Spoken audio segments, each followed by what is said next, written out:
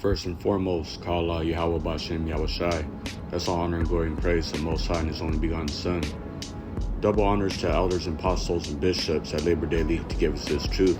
Blessings and salutations to the hopeful elect, to the sincere Akim that are risking their lives and freedoms to spread this truth in the four corners. Blessings and salutations to the Aquas that are doing their work behind the scenes supporting the ministry. This is your brother Ibad, Banyan, Zakar, Lord willing, this lesson will be edifying. Shalom family, this is your brother Ibad, and just coming to the Spirit as we celebrated the Feast of Dedication, we go through what is it, what does it mean, how did we get here, right?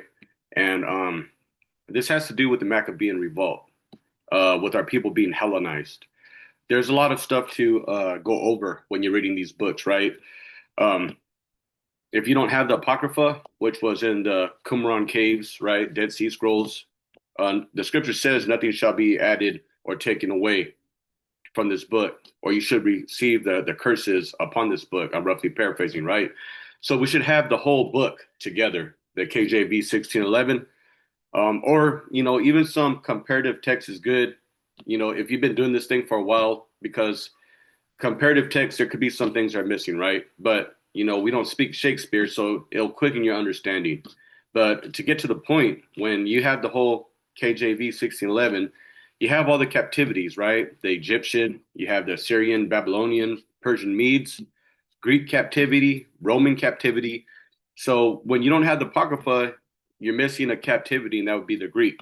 And that's what's talking about the Maccabean revolt, right? Because we had a first temple, which was destroyed. Second temple got built, right? And ultimately that was destroyed 70 AD by Titus Vespasian, right? But, we look at the, the valor that our ancestors had, right? Regaining back that temple, that was roughly around 2nd century BCE, right?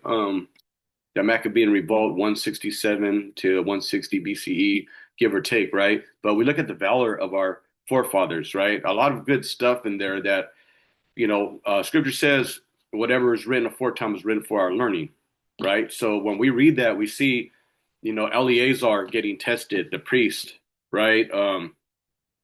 They wanted him to profane his temple. And ultimately, this is spiritual, right? Because we're the temple now, right? But when we celebrate the Feast of Dedication, Hanukkah, we rededicate our temple to who? The Most High God, right? And we still see these fervent examples, like I was talking about, Eleazar being one of them, right? They tested him by trying to give him pork. He wouldn't eat it. They felt bad for him. He was a elder priest, right? Here, just eat this, say it was pork. But he said that we have to leave a example for our future generations. I'm roughly paraphrasing that. You could read it in the book of Second Maccabees, right? Also, too, Second Maccabees chapter 7, the mother with her 7 sons. There's so much bravery, and we know that we're living off the law of the land, and there's a lot of people in this truth that say, oh, I don't go by law of the land. You know what? You do. And even if you don't want to admit it, right, there's laws that we're supposed to keep regarding idolatry, that we're supposed to kill those people, and we're supposed to tear down everything that they own and burn it. And even the silver and the gold that they had is not to be a plunder. It's not treasure for you to keep. It's cursed, right? And they might say, well, you know what? We don't have any idolatry or idols, whatever, made out of silver and gold. But you know what, though? Like the time that you commit to attain that silver or gold, if you are taking your eyes off the Most High and you attain that, guess what? There's nothing different from a modern day molten calf.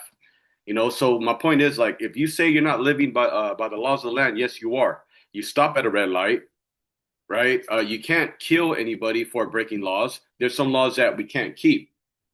So that gets to my point, right? That this is a spiritual thing, the Feast of Dedication, where we rededicate our spirit, to our spiritual temple to the Most High God.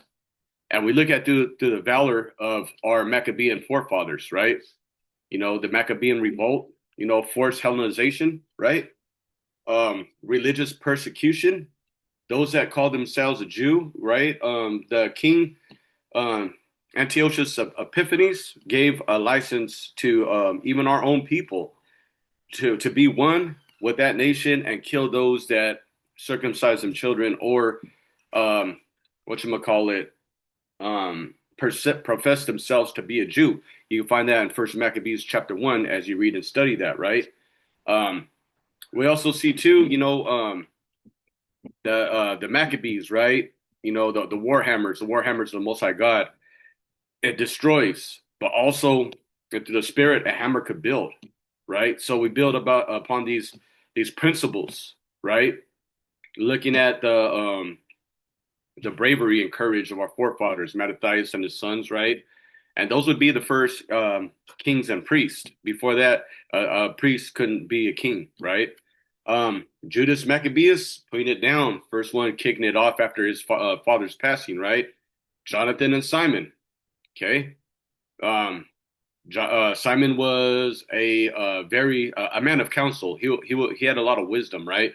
Jonathan, another brave brother that won a lot of wars, um, and some of that was by guerrilla war tactics, right?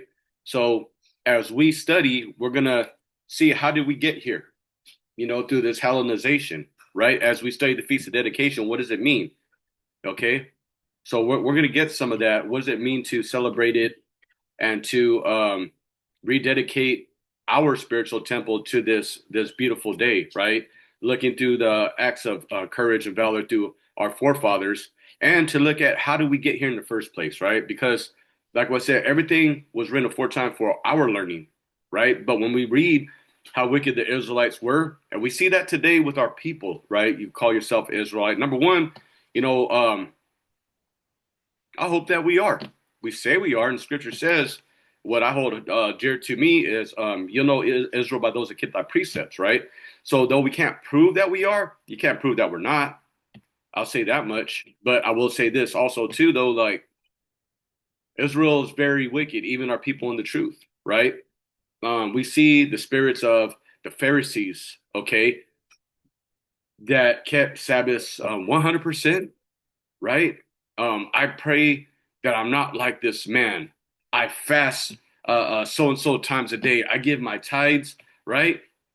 And then the next dude prayed in I think in the book of Matthew.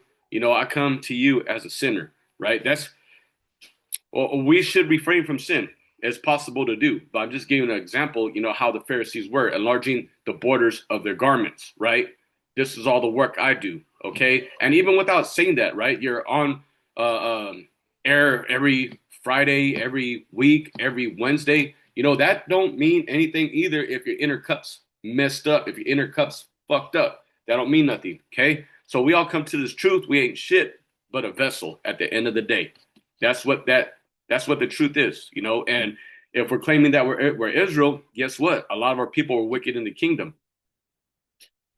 The main people that weren't were the prophets. Not much people followed them. So there's some things that we have to consider when we come to this truth, right?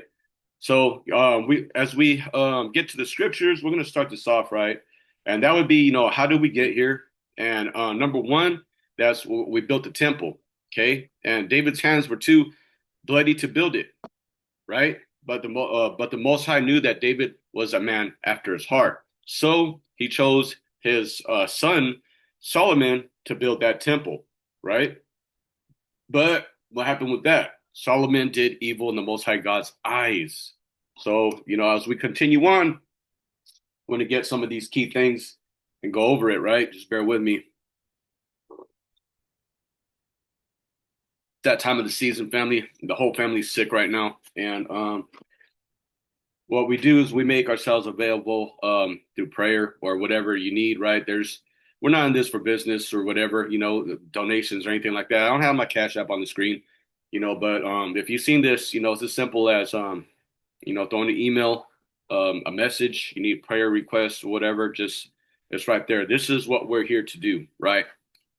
Be lowly in this faith, right? But yet bold as a lion, just quiet, just listening, right?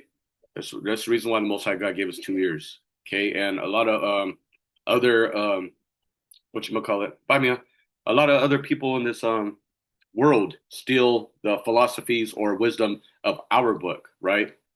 but the Bible says that, you got two ears, to hear with, right? So, we're going to get to the scriptures, family, and how do we get here? The Feast of Dedication, we know that our Messiah celebrated it, and there's a lot of naysayers in that, a lot of them having to do from the American church, right? But John chapter 10, verse 22, don't get no more clear than that. And they say that, that's the only instance that is mentioned in the New Testament about the Feast of Dedication. Well, guess what? Our Messiah was from the tribe of Judah, okay? And he just wasn't passing there through coincidence, okay? Because if he was a man that was spotless, a lamb without blemish, guess what? He was holding all the feast days. So if you look at who Christ was, what he represented, that he was about his father's business, then you know that he was at that temple, celebrating the Feast of Dedication, all right? The temple, rededicating the temple that he predicted that was going to be destroyed. Christ knew all this stuff, so why wouldn't he be there? Okay, so we get to our first scripture, and allow me to share my screen. Bear with me for a second. All right, and here we go. All right, we go to First Kings chapter 11, and I'll get this from the NLT for the sake of edification, right? There's some brothers out there. I'm not a stickler when it comes to this. If you've been studying this for a while, King James Version is always, the go-to. I get it, right? But comparative text will accelerate your understanding. Of course, the Most High increase, everything, right? But the Most High will put it in you to do some comparative translations. Okay, that way you could have a better idea of what's being said, right? Then you could go and research all the words. It's how you say it? It's not laziness, but it's a tool. You have to use a lot of tools in this truth, right? Because we could use Strong's Concordance, Zondervan's Bible Dictionary, things like that, right? So it's just wisdom, right? Let me look for that New Living Translation NLT. There we go. And we're going to go to First Kings chapter 11. All right. There we go. All right. And we'll take it from verse 1 through 6. Okay. So Solomon was chosen to build that second temple, right? Right. And the reason why it got destroyed, Solomon went off. Okay. And we read, now King Solomon loved many foreign women besides Pharaoh's daughter. He married a woman from Moab, Ammon, Edom, Sidon, and from among the Hittites. The Lord had clearly instructed the people of Israel, you must not marry them because they will turn your hearts to their gods. Yet Solomon insisted on loving them anyways. He had 700 wives of royal birth and 300 concubines. And in fact, they did turn his heart away from the Lord. All right. So when I came to this truth, they were saying, oh, you know what? There was nothing but a concubine. But what does that mean? All right. That's by law, right? Just because they're a concubine does not mean he was not feeling these women. It does not mean that he wasn't loving these women. It did not mean that he did not have a relationship with these women. And the proof is that they turned his heart into idolatry, because if he didn't care about anything about these women, that would not have happened. So let's not underplay this word concubine, okay? This has to do with the law and the bloodline and the lineage. But just because you see that word does not mean that Solomon was not feeling any of these women. Let's get that out here. Israelite 101. They'll tell you when you first come to this truth, oh, but they're a concubine. They make it seem as like it's less than. In the law, it is. You know what? But the Most High knows the heart, and the heart is deceitful. This man was feeling a lot of them women, right? Now, we get to verse 4, and it reads, in Solomon's old age, they turned his heart to worship other gods instead of being completely faithful to the Lord, his God, as his father David had been. Solomon worshiped Ashtoreth, the goddess of the Sidonians, and Molech, the detestable god of the Ammonites, right? So that has a couple of things, let me get this real fast. First Kings chapter, bear with me for a second here.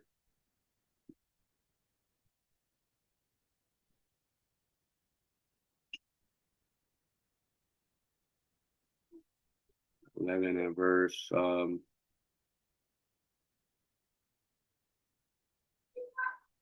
Okay. Now, when you get to what you call it, Molech, you had to make your children pass through the fire, right? There's very wicked stuff right here. So we see, the northern kingdom, southern kingdom wasn't split, but Judah, so-called Judah is, with the split that was southern kingdom. So we see the idolatry went, and many of our people were given to idolatry before this, right? Aaron, the calf, when Moses was up in Mount Sinai talking to the Most High God, right? He was gone, what, 40 days? People thought he wasn't coming back. They started turning wicked. So there's been many examples of idolatry with our people before this instance, right? But when we get to the split of the northern kingdom and southern kingdom, which you can read in First Kings, you do see that right before the split, Solomon already had did this himself, right? And northern kingdom was given to idolatry, but still after that, you read in Second Kings, I think the 22nd or 23rd chapter, where Manasseh was passed his son through the fire, right? And that's the straw that broke the camel's back, right? Because you did have a righteous king Josiah, but Hezekiah, but after their passing, boom, that's when everybody went into captivity. So we're just for the sake of time, I'm going to try to skim through some of these chapters and verses right here, right? So let me go a little further. I'll stop it at 13. And it reads, verse 7, on the Mount of Olives, east of Jerusalem, he even built a pagan shrine for Chemosh, the detestable god of Moab. So this man was all filled with idolatry based off the women that he was marrying, right? And another for Molech, Salakia. No, we're good. The detestable god of Moab, and another for Molech, the detestable god of the Ammonites. Solomon built such shrines for all his foreign wives to use for burning incense and sacrificing to their gods. Now, when you read in the Exodus, there's instructions on how to build an altar. That altar could not be fashioned with hands. You had to use natural stone, right? So anytime you're building an altar, it's idolatry, right? And this too, because of the season, Jeremiah chapter 10 talks about, decking a tree with silver and gold. Now, modern day churches in America will tell you that that was the wood that was chopped down, and idols were carved or fashioned with the hands with silver and gold, right? But this too, if you get a tree that's cut down and you're decking it with silver and gold and you're putting it in your house, that's still a form of idolatry also. So there's no way to get around that. Okay. The point is that you're cutting it down, you're fashioning it, you're putting silver and gold on it, you're paying some type of homage to it. And our people are misled that they say, it's Christ's birth, right? But we have an instance of Christ's birth mentioned in Luke. And that's when they were collecting taxes at that time. And they had to do a census on the people. And it's talking about Mary being great with child, right? And it said that Joseph and Mary had to go back to, I think, I can't remember if it was Bethlehem, but they had to take a census, and they had to do with the rulership of the Romans collecting taxes. And it said Mary was great with child. So that tax time that you see in Rome has not changed all the way to America today. So if you investigate the tax time in Rome, when they collected, when taxes were due, and you see the time that it coincides with the tax time of America, then you get a better picture of when the Messiah was born. Okay, so this is just some things we have to consider with Christmas, the Christmas tree, and our Messiah's birth. But getting back to the point, and that has to do with idolatry. All right. Verse 9, the Lord was very angry with Solomon, for his heart had turned away from the Lord, the God of Israel, who had appeared to him twice. He had warned Solomon specifically about worshiping other gods, but Solomon did not listen to the Lord's command. So now the Lord said to him, since you have not kept my covenant and disobey my decrees, I will surely tear the kingdom away from you and give it to one of your servants. But for the sake of your father David, I will not do this while while you are still alive. I will take the kingdom away from your son, and even so, I will not take the entire kingdom. I will let him be king of one tribe for the sake of my servant David and for the sake of Jerusalem, my chosen city. So based off the love of King David and what he had, and don't forget, like the most David was a killer, right? And not only that, he was a killer, he had lusted, right? And he killed off another man for his wife. Okay, we all know the story, but the Most High said that still David was a man after his heart. So the Most High could look past some different types of flaws and see if you're sincere about this truth and faith in this walk, right? Same thing goes to a lot of our brothers and systems, whatever, right?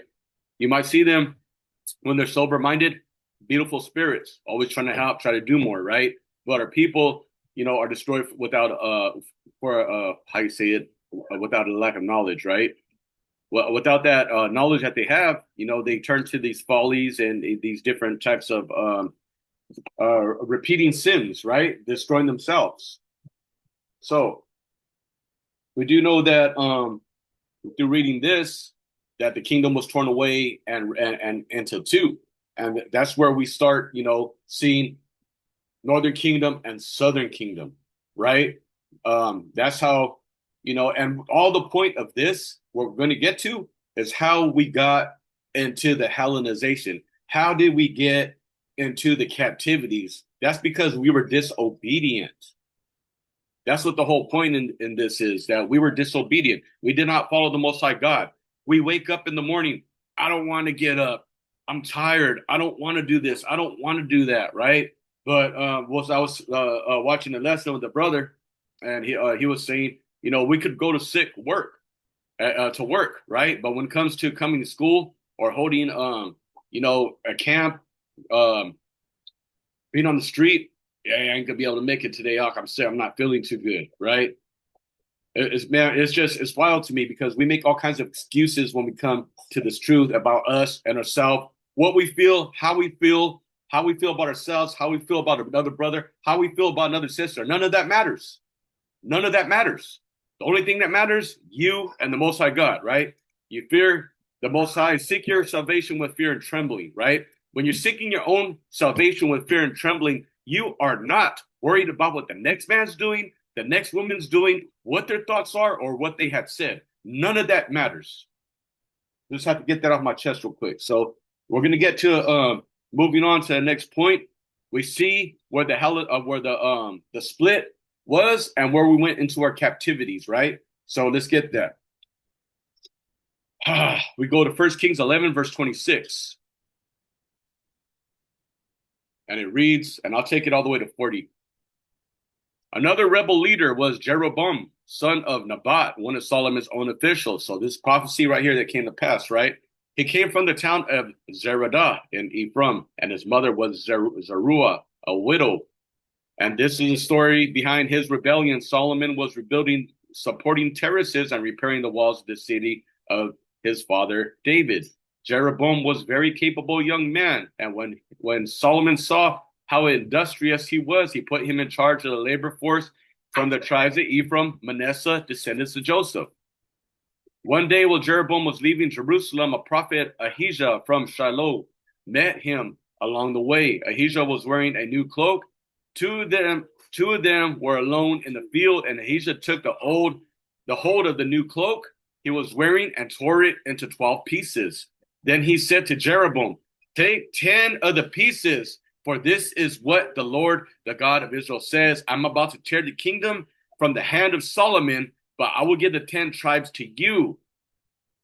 That's where we have the split that was prophesied, right? Now, the Most High said it. Now, a prophet is prophesying on it. Verse 32. But I will leave him one tribe for the sake of my servant David, for the sake of Jerusalem, which I have chosen out of the tribes of Israel.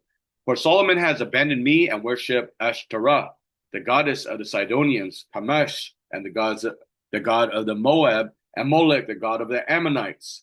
He has not followed my ways and done what is pleasing in my sight. He has not obeyed my decrees and regulations as David, his father, did. So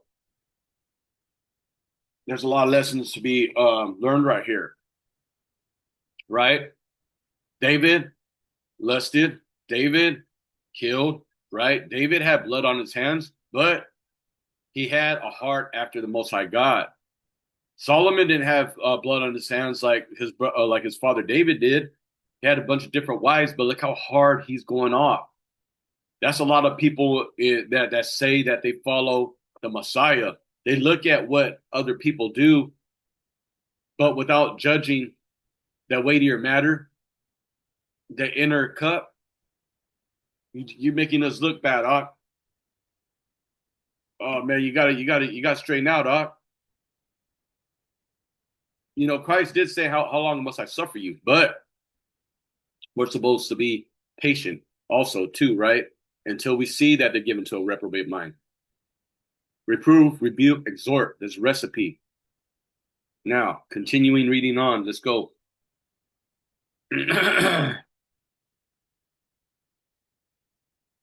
All right, let's finish this off. But I will not take the entire kingdom from Solomon at this time. For the sake of my servant David, the one whom I chose and obeyed my commands and decrees, I will keep Solomon as a leader for the rest of his life. But I will take the kingdom away from his son and give the 10 tribes to you. His son will have one tribe so that the descendants of David, my servants, will continue to reign, shining like a lamp in Jerusalem, the city I have chosen to be the place for my name. And I will place you on the throne of Israel, and you will rule over that your heart desires. If you listen to what I tell you and follow my ways and do whatever I consider to be right, and if you obey my decrees and commands as my servant David did, then I will always be with you. I will establish an enduring dynasty for you as I did for David, and I will give Israel to you because of Solomon's sin. I will punish the descendants of David, though not forever. Solomon tried to kill Jeroboam, but he fled to King Shishak of Egypt and stayed there until Solomon died. There's a lesson in that too, right? There's nothing wrong with getting help, but our forefathers oftentimes ran to Egypt for help. What we live today is a spiritual bondage, a yoke, right? All the agendas, alphabet included, right? It's topsy turvy over here. Everything's upside down. There's nothing wrong with going to Egypt for help, but when you make that to escape the Most High God's wrath, or you put that in front of the Most High God, that's when you're going off. Okay. So, like I said, there's a lot of things going on right there. We saw the prophecies happen, right? Now we move on. We move on. We go a little bit more further up. We see the king is going to be Rehoboam, right? Solomon's son. Jeroboam fled away. Jeroboam comes back when Solomon's died, right? Then we have, you know, the what you call it, Northern Kingdom and the Southern Kingdom, the birth of that, right? Now we're just going to get a little bit more of this out, and like I said, the key point is how did we get here, right? To our temples being defiled and in captivity. We have to go all the way back to where we were going off into idolatry. So we go to um, 2 Kings chapter 12.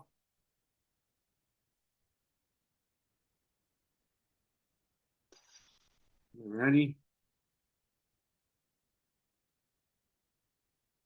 Salakia, 1 Kings chapter 12.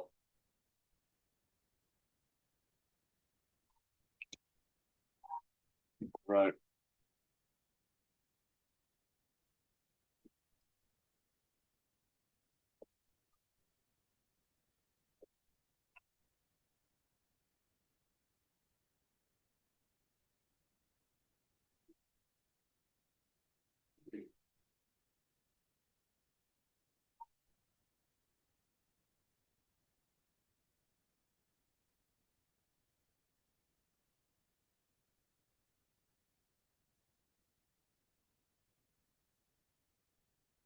For the sake of edification, I'm trying to weed out some of this study, right? All right. So You know what? No, it's important. We got to get it. We got to get all of it. All right. So we go to what happened, right? So Solomon was given to idolatry. Then Ahijah prophesied toward 12 pieces, told how much was going to Jeroboam and how much was going to be to the northern kingdom, right? 10 pieces, 10 tribes, right? And right here we see where it's tangible, where it happens, and how did they go off, okay? And it reads, Rehoboam went to Shechem, and that's Solomon's son. Okay, Solomon's gone at this time, where all Israel had gathered to make him king. When Jeroboam saw that Nebat heard of this, he returned from Egypt. Remember, um, Jeroboam took off to Egypt for to save his life, right? And it reads, "For he had fled to Egypt to escape King Solomon. The leaders of Israel summoned him, and Jeroboam and the whole assembly of Israel went to go speak with Rehoboam. Your father was a hard master," they said. "Line up the harsh labor demands and heavy taxes that your father imposed on us. Then we will be loyal subjects." So this counsel is coming from the elders, right? And Jeroboam, here it goes. The Most High put in his spirit for this to happen, right? And all this collectively was happening because our disobedience. The Most High God had enough, right? He had enough all the way from the Exodus to our people, the wilderness, the book of Joshua, Judges, he's had enough. Okay. And it reads, then King Boam discussed the matter with the older men who had counseled this, his father, Solomon. What is your advice? He asked. How should I answer these people? And this is where the key points happen. Verse 7, the older counselors said, if you are willing to be a servant to these people today and give them a favorable answer, they will always be loyal subjects. So use wisdom with that, right? And it says, but Rehoboam rejected the advice of the older men and asked the opinion of the young men who had grown up with him and were now his advisors. Okay, you should have advisors because they're wise, not because you have a relationship with them. What is your advice? He asked him. How should I answer these people who want me to lighten the burdens imposed by my father? The young man replied, how do you think they're going to reply? How would your people reply now? They're not going to care. They're going to want you to go all out. They're going to want you to turn it up on them. And it reads, the young man replied, this is what you should tell those complainers who want a lighter burden. My little finger is thicker than my father's waist. Yes, my father laid heavy burdens on you, but I'm going to make them even heavier. My father beat you with whips, but I will beat you with scorpions. 3 days later, Jeroboam and all the people returned to Rehoboam's decision, just as the king had ordered. But Rehoboam spoke harshly to the people, for he rejected the advice of the older counselors and followed the counsel of his young advisors. He told the people, my father laid heavy burdens on you, but I'm going to make them even heavier. My father beat you with whips, but I will beat you with scorpions. So the king paid no attention to the people. This turns the events of the will of the Lord, for it fulfilled the Lord's message to Jeroboam, the son of Nebat, through the prophet Ahijah from Shiloh. And we just read that, right? Verse 16, when all Israel realized that the king had refused to listen to them, they responded, down with the dynasty of David. We have no interest in the son of Jesse. Back to your homes, O Israel. Look out for your own house, O David. Look out for your own house, O David. What does that mean? That would be like somebody saying, look out for your own house, Ibad. It's going down. Watch your back. So the people of Israel returned home, but Rehoboam continued to rule over the Israelites who lived in the towns of Judah. King Rehoboam said Adoniram, who was in charge of forced labor, to restore order, but the people of Israel stoned him to death. So, there's an uprising, there's sedition. He quickly jumped into his chariot and fled to Jerusalem. And to this day, the northern tribes of Israel have refused to be ruled by a descendant of David. And this is how we get the split. This is how we have proselytes, converts in the New Testament. But you know what? Not all of those are Israelites. A lot of them are. The ones that they're going after first are. But ultimately, every knee's going to bow. to the Most High God, whether it be a Gentile that's won by Helen, Hellenized, whatever, right? Versus there's two words for that word Gentile. I'm trying to remember what it is. Um, I know one of them's Helen. Let me see if I get it for you real fast. Helleniste and all right,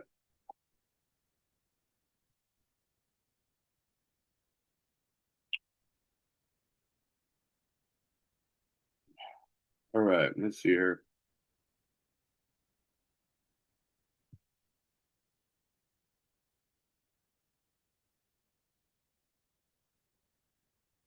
All right, it's Helen and Helleniste.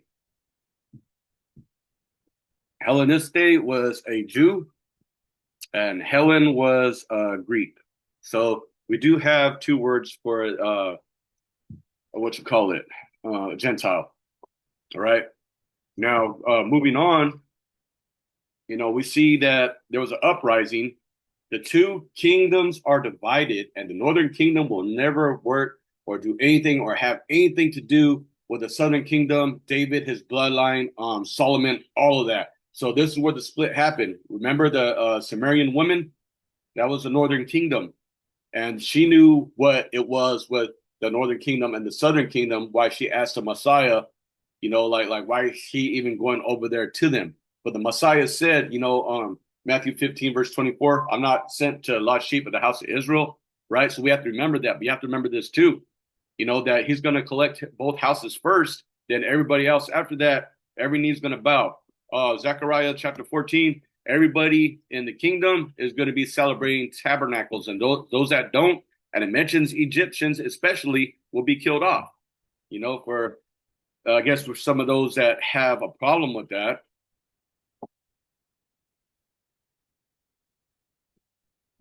Lock you. Hello. Hello, good morning. This is Dr. Vipan from campus.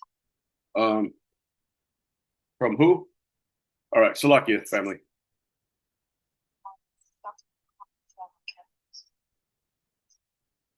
Okay, yeah, hold on. Baby, doctor, come get the phone, please. All right, give me 1 second, please.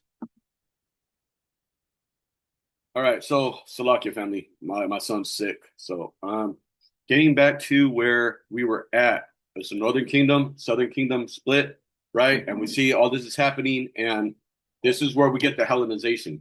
This is where, the Most High put in spirit because our people were going off. He had enough, right? Those workers killed another brother that was in charge of the hard labor through Rehoboam, right? Jeroboam sees this opportunity, okay? And this is where we get the birth of the northern and southern kingdom, right? Now, verse 18 through 20, what we just read, Adoniram, Rehoboam's servant, was killed, right? And then it says in verse 20, when the people of Israel learned of Jeroboam's return to Egypt, they called an assembly, made him a king over Israel. So the tribe of Judah remained loyal to the family of David. We had the northern and southern kingdom split. And the reason why I'm going through this history right here is because we have to see why our temples were destroyed. We have to see why we were in captivity, because the book of the Maccabees has to do with being Hellenized, right? Greek customs, to gain rid of all your old customs, right? And who did these type of things? Who did this happen to? Jeremiah 17:4 says that your heritage will be lost, right? If you're so-called, many ancient languages were erased. I'm going to be honest. A lot of them were, right? I do know in Mexico, the Aztecs, the Mayans, their literature was gone, right? So-called blacks transatlantic slave trade, a lot of their literature has been gone, right? Native Americans, they have some of their stuff, but you know what? A lot of their ancient customs have been wiped out and gone. The people have been destroyed, right? Even to some people from all over the world, there could be confusion of face, right? Southeast Asian, Hawaiian, You might like this, and really, I don't care. But you know what? A lot of people are displaced from war and some type of stuff happening. But you know what? Where do you make it at? You made it here in the land of America, right? AKA, daughter of Babylon, spiritual Babylon. A lot of people are displaced, but you know what? You're here, just like a transatlantic slave. You know what? You're here in America, and this will they'll make the argument too. That's a little horn that's spoken about, that plucked up all the other horns. But guess what? You're over here too, living in that little horn, right? Uh, um, you have to look at the history, what's going on with the people. A lot of our languages and everything was destroyed. So getting back to my point, and that's just making a point of who Israel could be, right? Um, and now we move on a little bit. We see the birth of the northern kingdom in verse 20 when the Israelites made Jeroboam a leader for them.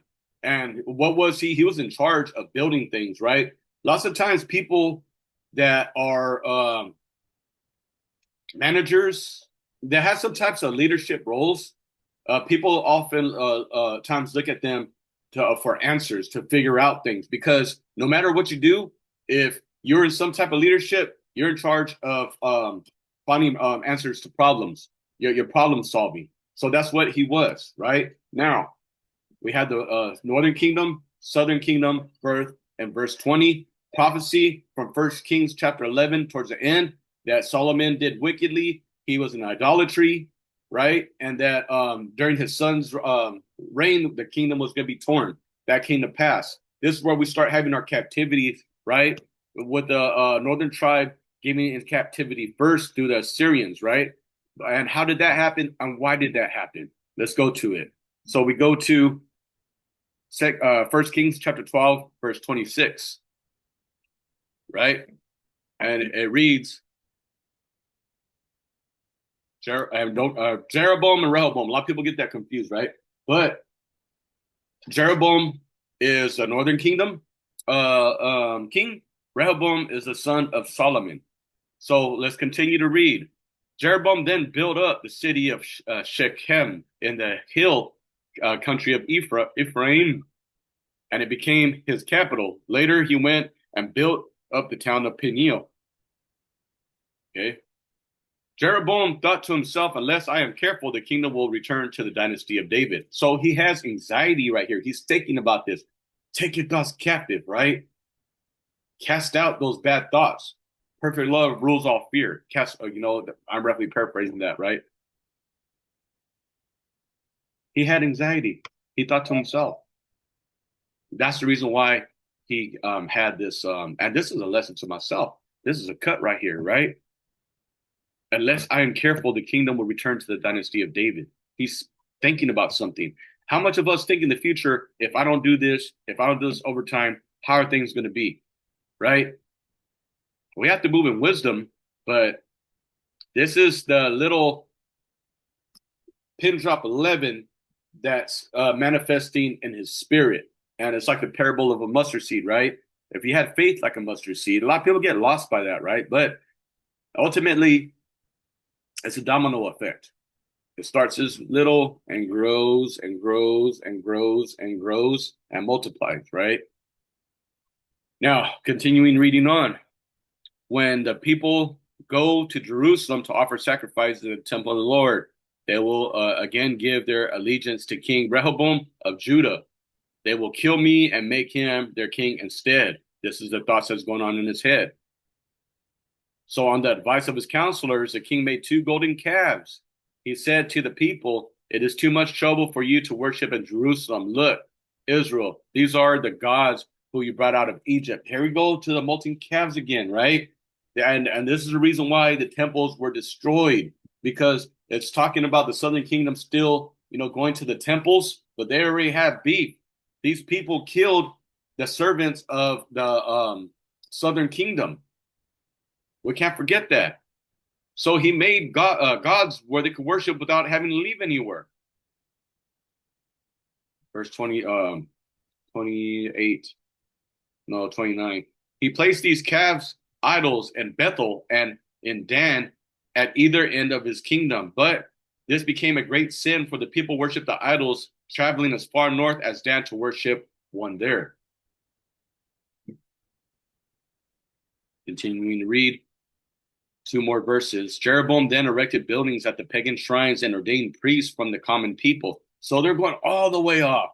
That's the reason why temples were destroyed. It's spiritual, right? We rededicate our temple, right? But these people, our forefathers, didn't realize that their self was a temple spiritually also, that we manifest our work physically, but we're all spiritual temples, and they were polluting it. So the Most High polluted our temples, and people had to die. Just like Cal OSHA, the Most High God's laws are written in blood. A lot of things they say, they come from the Bible. So let's continue to read. And Jeroboam instituted a religious festival in Bethel and had, on the 15th day of the 8th month, the imitation of the annual festival of shelters in Judah. So they're right here. They made up their own tabernacles. They're at Bethel. He himself offered sacrifices to the calves he had made, and he appointed priests for the pagan shrines he had made. On the 15th day of the 8th month, a day that he himself had designated, Jeroboam offered sacrifices on the altar at Bethel and instituted a religious festival for Israel, and he went up to the altar to burn incense. Wow. This guy made his own tabernacles. So we see the birth of idolatry to the northern kingdom. That's why they went to Assyrian captivity first, right? Now, moving on for the sake of time. And just bear with me, family, because I'm trying to move as fast as I can. Let's see if I can do this. There we go. All right, so we go to 1 Kings chapter 17.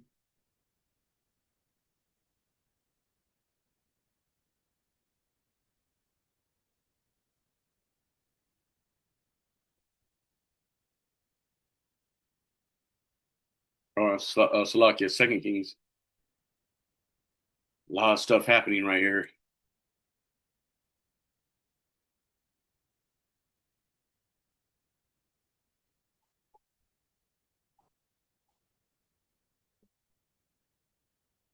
All right. 2 Kings chapter 17, verse 1 through 7. This is how we got to the Assyrian captivity, and it reads, Hoshea, son of Elah, began to rule over Israel in the 12th year of King Ahaz's reign in Judah. He reigned in Samaria 9 years. He did what was evil in the sight of the Lord, but did not to the same extent of the king of Israel who ruled before them. See, wickedness is just wickedness, right? The Most High, he looks at just what wicked deeds are. And it reads, King Salmanassar of Syria attacked King Hoshea. So Hoshea was forced to pay heavy tribute to Syria. But Hoshea stopped paying the annual tribute and conspired against the king of Syria by asking King So of Egypt to help him shake free of Assyria's power. When the king of Assyria discovered the treachery, he seized Hosea and put him in prison. In verse 6, then the king of Assyria invaded the entire land, and for 3 years he besieged the city of Samaria. Finally, in the 9th year of King Hoshea's reign, Samaria fell. The people of Israel were exiled to Assyria. They were settled in colonies in Halah, along the banks of Habar River in the Gozan, and the city of the Medes. Right, so that's what happened. Then he tried running to Egypt for help, right? You see that in the book of Maccabees too, after Jonathan was gone, after can't remember Simon. I think after Simon was gone too with the children, they were just making alliances. I think Simon started making alliances too, but you didn't see any alliances with Judas, Maccabeus, Jonathan. You gotta just trust in the Most High God. So we get a couple more verses out, and it reads, finally, in the 9th year of Hoshea's reign, Samaria fell. The people were exiled to Syria. They were settled, we read this part, in colonies on Halah, along the banks of the Habar River, in Gozan, and the cities of the Medes. This disaster came upon the people of Israel because they worshipped other gods. They sinned against the Lord their God, who had brought them safely out of Egypt and rescued them from the power of Pharaoh. So the king of Egypt, they had followed the practices of the pagan nations. The Lord had driven out of the land ahead of them. So all these pagan practices, right? Now, but that's Northern Kingdom. You guys got all the Santa Muertes, the Virgin Marys, the shrines with the lights and the baby Jesus in that. That's what you guys do. Yeah, that's our people have that the most. I'll tell you that. That's point blank. That's key point. That's real talk. They do, but don't forget, y'all went off too. We get that. Second Kings chapter 24, verse 1 through 4. Let's go there.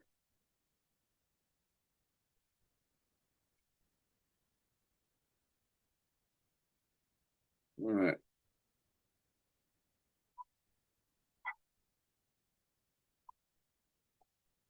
All right. And it reads, during Jehoiakim, and his name was changed, right? Let's see if I have that right now. Yeah, I believe it was Eliakim. And I can't remember vice versa what happened, but I think Jehoiakim was Eliakim. And let me see if I have that in my notes right here.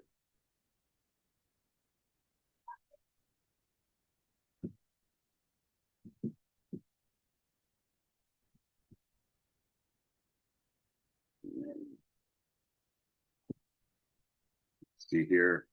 I'll get it right now. Yeah. Damn it.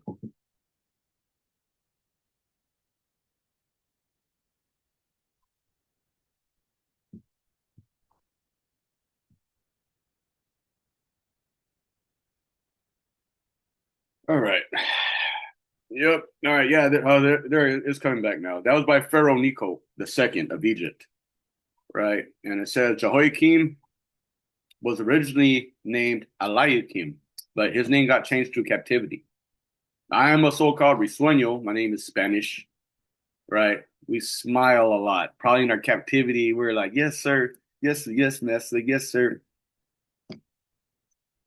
So there's people with the last name Moreno, dark, right? So lots of times they change our names according to what our behaviors or traits are, and not all the time. Um, so moving on, we read through verse 1 through 4, and we get the Southern Kingdom given into slavery, right? And it reads, during Jehoiakim's reign, King Nebuchadnezzar of Babylon invaded the land of Judah. So right now, Northern Kingdom, Assyria, we already know they were gone. Second Ezra chapter 13, verse 40 all day, right? Jehoiakim surrendered and paid him tribute for 3 years, but then rebelled. Then, just like as our people did against the Most High. Then the Lord sent bands of Babylonian, Aramean, Moabite, Ammonite raiders against Judah to destroy it, just as the Lord has promised through his prophets. These disasters happened in Judah because the Lord's command. He decided to banish Judah from his presence because the many sins of Manasseh, who had filled Jerusalem with innocent blood, and that was passing his son through the fire, right? Worshiping Moloch. The Lord would not forgive this. So that's our key point right there. Southern Kingdom was given into slavery. Why? Because of Manasseh, and that would have been. Let me get this for you real fast. There's some of my best, some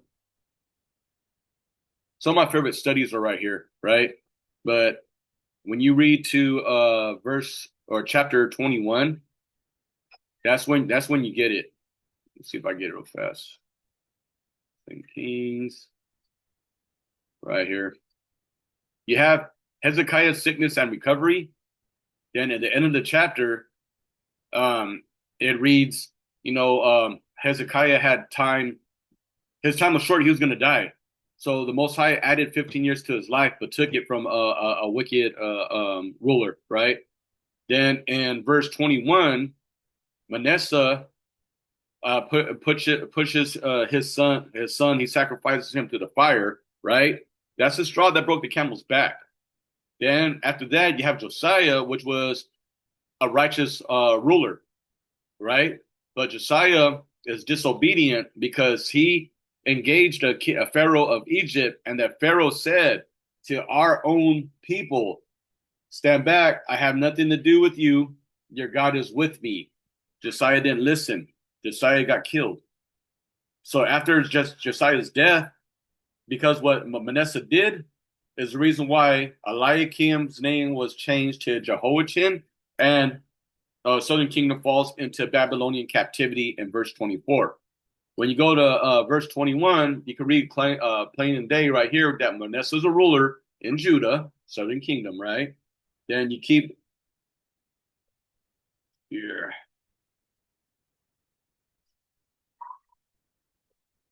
All right, here we go. This is what he did.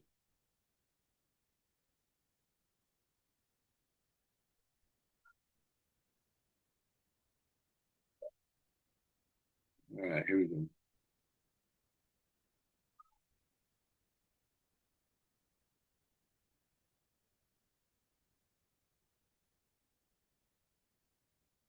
All right.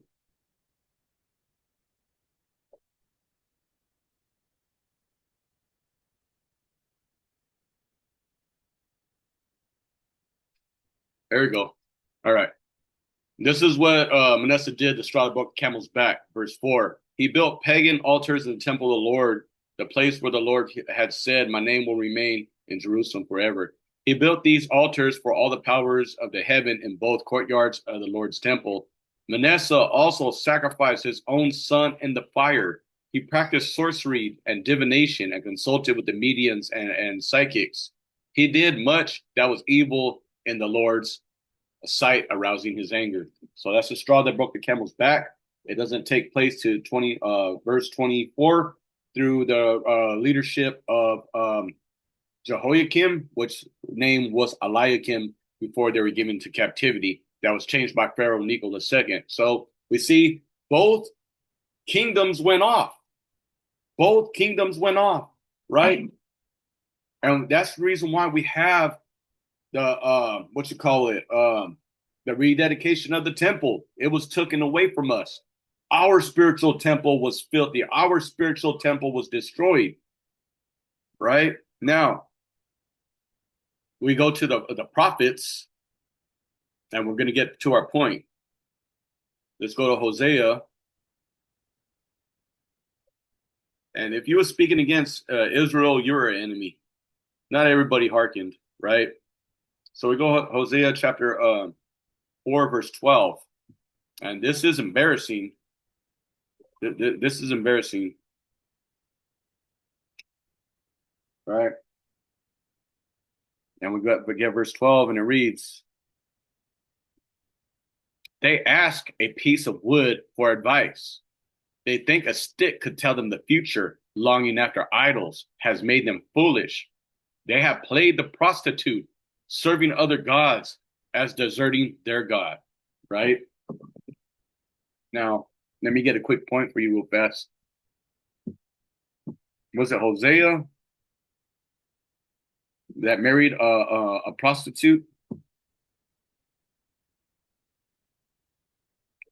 Yeah. When you go to Hosea chapter 1, yeah, this is cold, right? This is cold. To be the example of our rebellion and stupidity, that this man was chosen to bear this, right? Seems like this damn thing working. All right, Hosea's chapter right here.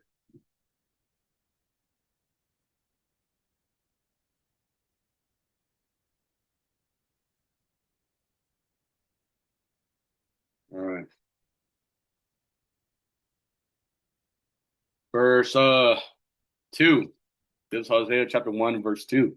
When the Lord first began speaking to Israel through Hosea, he said to him, "Go and marry a prostitute, so that some of her children will be conceived in prostitution, This will illustrate how Israel has acted like a prostitute by turning against the Lord and worshiping other gods. So he did that. And he was a prophet against what our people were doing, right?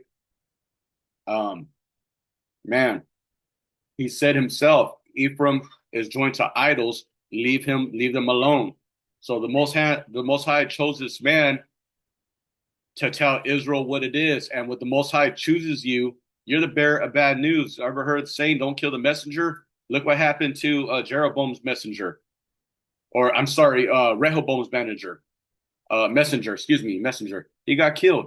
That comes from the Bible, right? Now, we go to Hosea 4 and 17. We see that the Most High had him marry a prostitute, but it says, what does it say right here? Leave Israel alone because she is married to idolatry. The way we were prostitutes in this faith, a harlot, the Most High looks at this as a relationship. You put him first, right? You put your partner first in a relationship. We're the bride.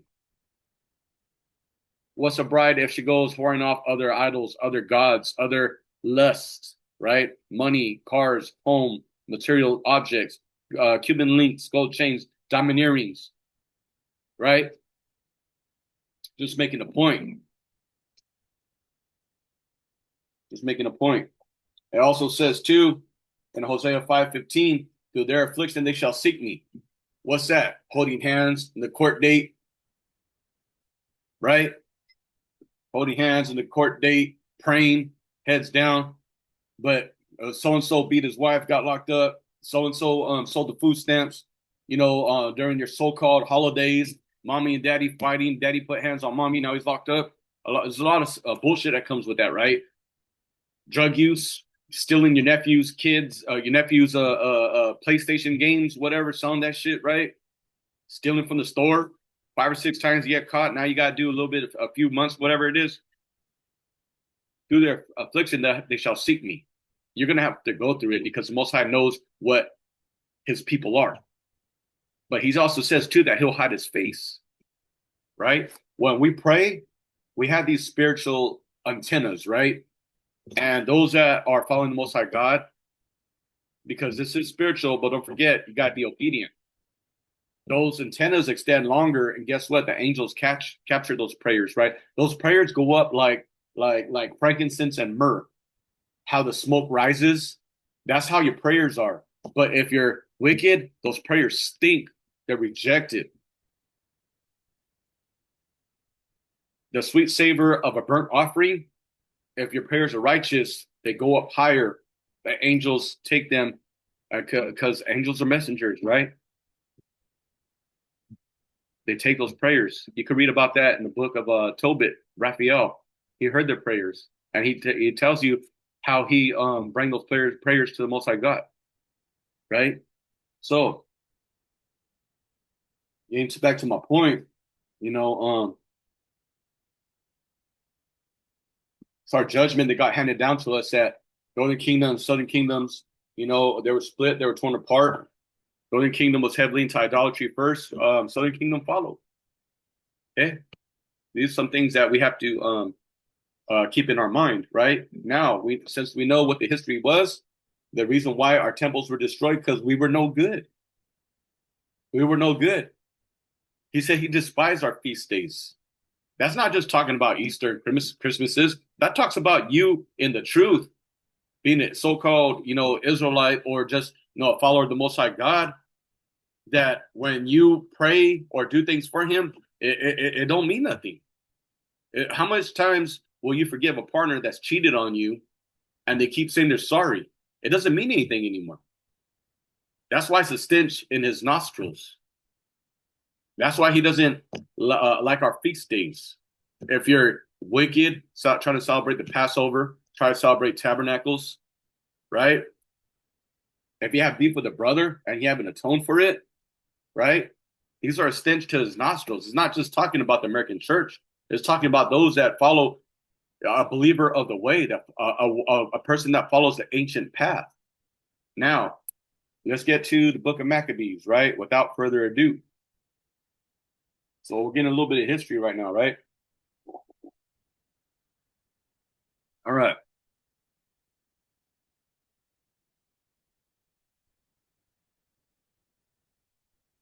KJB. All right. I do like that NRSVUE with the Maccabees because it has a lot of precepts in it. And if you need help precepting, you could get annotated versions of Bibles that have study notes, things like that. They did a lot of the work for you to accelerate your understanding. But once again, too, like over righteous people in this nation, you can't do that, Ock. Esau made that, Ock. You know what? Esau made your Zondervan's Bible dictionary too. You got to use wisdom in this. So we go to we just covered why we were destroyed and scattered, how we lost our heritage, and you can't keep your heritage in captivity. You're busy working, and you have to learn how to rule over people.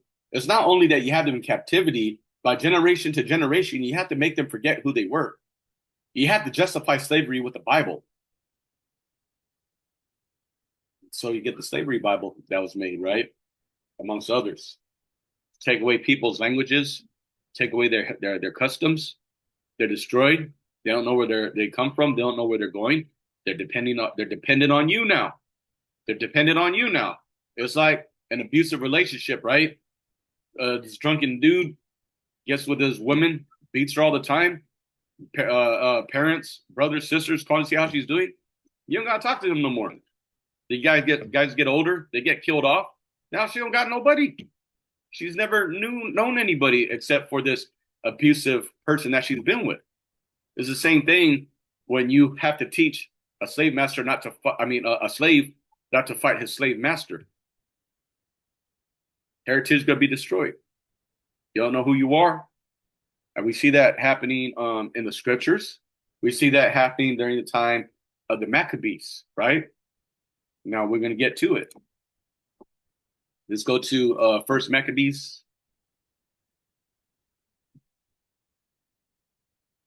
Oops.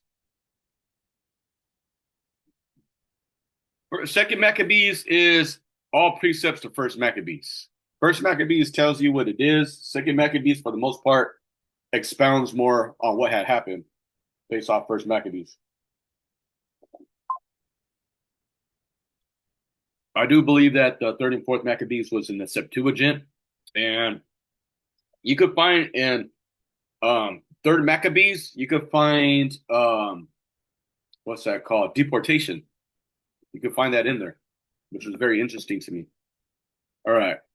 Now we go to first Maccabees chapter 1, and it's going to read through 5. And we're about halfway there, family. Just bear with me. Like I said, I don't care if 100 people see this. I don't care if 50 people see this. I don't care if 5 people see this. I don't get paid to do this stuff. The Most High puts in my spirit. At the end of the day, I'm nothing but a vessel just bringing this message to you. The reason why the feast of dedication is so important. The reason why, of our destruction. And the feast of dedication is a beautiful thing where you're rededicating your spirit. Some people even exchange gifts on that day, and there's nothing wrong with that. If you follow the biblical feast days, you have at least 2 days that you could give gifts on. That would be Purim, and that would be the feast of dedication, aka Hanukkah. Man, I'm telling you, it's better. It's better, really, it is. You gotta worry about. And some say the tree creates experience. I was, in that life, right? But it creates a lot of stress also because people are more entitled at that time, right? Getting drunk, company party, white elephant, comes with a lot of bullshit. So we go to First Maccabees chapter 1, and we'll take it to verse 5, and it reads, "And it happened after Alexander the son of Philip, the Macedonian," right? And that would be, a Greek, right? So how's Alexander the Great going to be the so-called great, what we call him the freak, come into this world and it not be mentioned in the Bible? It is mentioned in the Bible. It's mentioned during the time of the Maccabees. Who came out of the land of Chittim, had smitten Darius, king of the Persians and the Medes, that he reigned in his stead the first over Greece. Now, Persian Medes are the ones that helped us rebuild the temple, right? They took out the Babylonians. Babylonians roughly like a 70-year captivity. But you know what, though? It was prophesied for them to get destroyed. All of our captivities always been by the Most High God's hands because of our disobedience, right?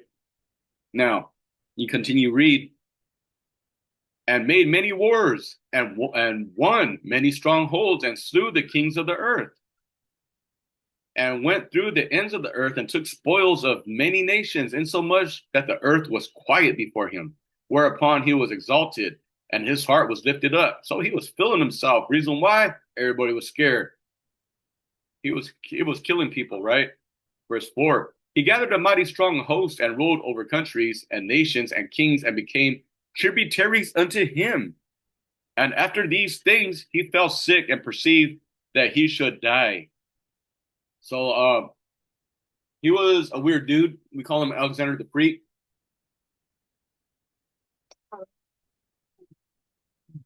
Lock it up. More likely he got an STD. You know, more likely it's what it was. You know, but we do know that he was prophesied, right? And that's something that we have to keep into mind. And our people didn't fight him because they knew that he was a leopard with the four wings that Daniel prophesies about, right? And those four wings would be his four generals: Cassander, Lysimus, Ptolemy, and Seleucid, if I'm pronouncing those right, right? Ptolemy is the reason why you got light-skinned people in Egypt. These were Macedonians, okay? They went in there, they ruled, they intermingled, the blood changed. People got light-skinned over there, right? Now we precept that, and let's go to the book of Daniel. And we do GNT, don't matter.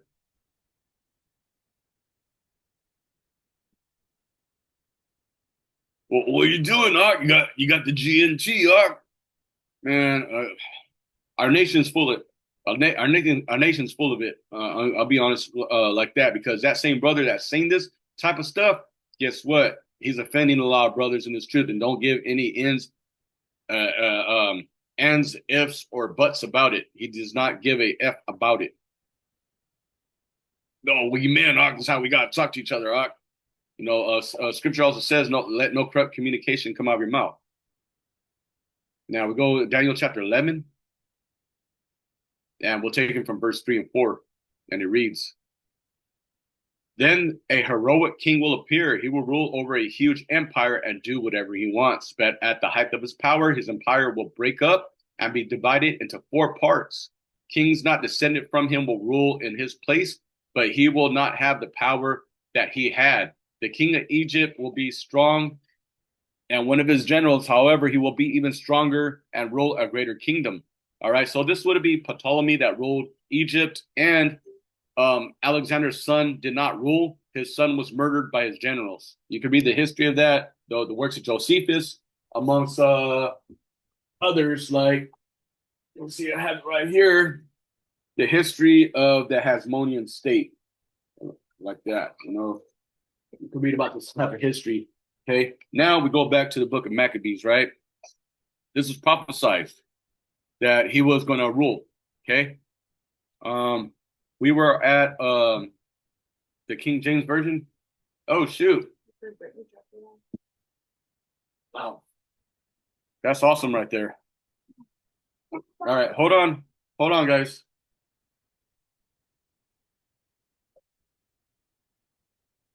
All right, now we get back to the first Maccabees, right? Now we go to verse 6, and it reads, "Wherefore he called his servants, such as were honorable and had been brought up with him from his youth." So these were his day ones, and parted his kingdom amongst them while he was yet alive.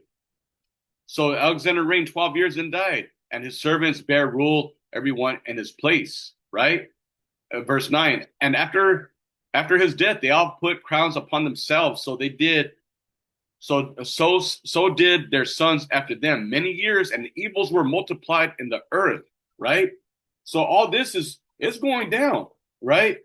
The book of Daniel talks about that leopard with the four wings. That were his four generals that killed his son because it was prophesied that his son was not going to reign, right? So these are the day ones. Day one's killing your own son. Can you imagine that?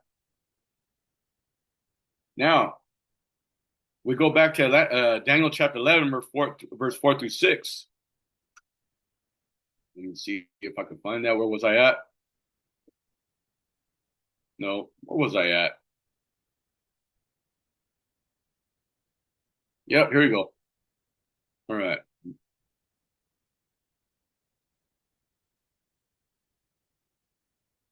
Oh, I think I just read that. No, no, 3 and 4. All right. We read 3 and 4. Now we go 4 through 6. But at the height of his power, his empire will break up and be divided into four parts. Kings not descended from him will rule his place, but they will not have the power that he had. The king of Egypt will be strong. One of his generals, however, will be even stronger and rule a greater kingdom. So that's your king of the north and your king of the south, the Seleucid Empire versus the Ptolemy Empire. After a number of years, the king of Egypt will make an alliance of the king of Syria and give him his daughter in marriage. That would be I believe the Laodicean War. That would be Bernice, his daughter. So when you read about this and you love drama, that the Southern Kingdom ruler Ptolemy of Egypt gave his daughter to be an alliance with the Northern Kingdom, which was ruled by Seleucid, but his wife Laodice killed both of them for that. Then you have the Laodicean War because of Ptolemy, the brother, got mad that his sister was murdered. But this was prophesied in Daniel chapter 11, verse 4 through 6. So there's a lot of drama going on right here. All right, so let me finish reading that. After numbers of years, the king of Egypt will make an alliance with the king of Syria and give him his daughter in marriage. But the alliance will not last, and she, her husband, her child, the servants who went with her will be killed. So all this happened, right? Now, let me see if I could find this real fast. Or you know what? Better yet, let me do this. Let me do this. All right. Let's see if you can see this right here. These are all the empires, right? You got all the empires right here. You got the purple, which would be Ptolemy, the green, I believe the Seleucus, the yellows, Cassander, the orange is Lysimus, right? But most of the beef was happening through the green and the purple. Those were his four generals dividing up the four lands, and particularly the north and the south at war, right? Now, moving on. We read about the war about the north and the south, right? All this was prophesied in the scriptures. So,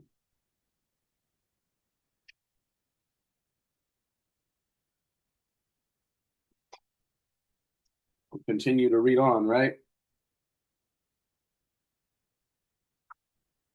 No problem. No problem. All this is good stuff right here, right? So we see what had happened, right? And we're gonna skim through First Maccabees chapter, whatchamacallit. We're gonna skim through First Maccabees chapter 1 and just get an idea of everything that's happening, right? Which was, it's a beautiful time. All right, so all right, here we go.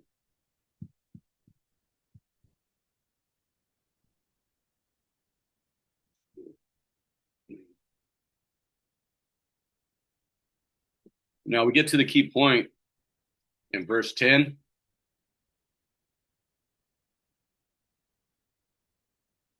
And it reads,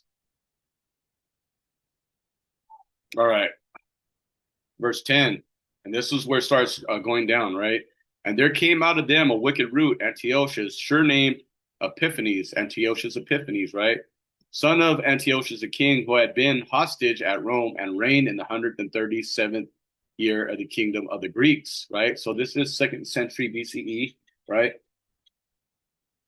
And it continues to read, In those days there went out of Israel wicked men who persuaded many, saying, let's go and make a covenant with the heathen. Hey, what's that old saying? Um, beggars can't be choosers. The losers want to win. They're making a covenant with the heathen, right? Let's get this again. In those days, there went there out of Israel wicked men who persuaded many, saying, let us go and make a covenant with the heathen that are round about. For since we departed from them, we have had much sorrow.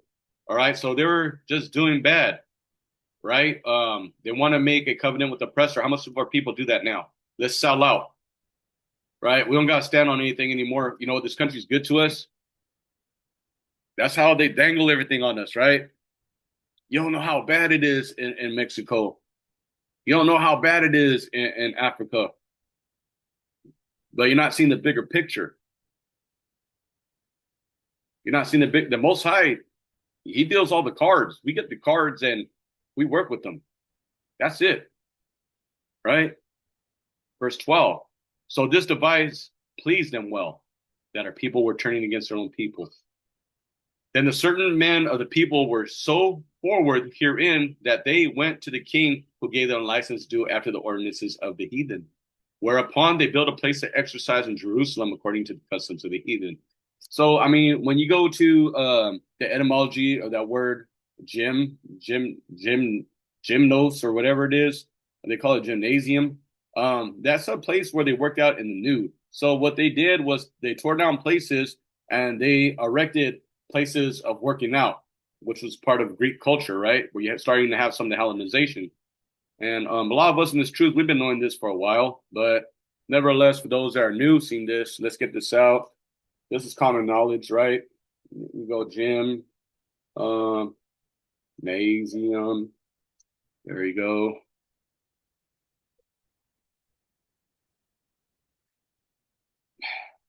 All right.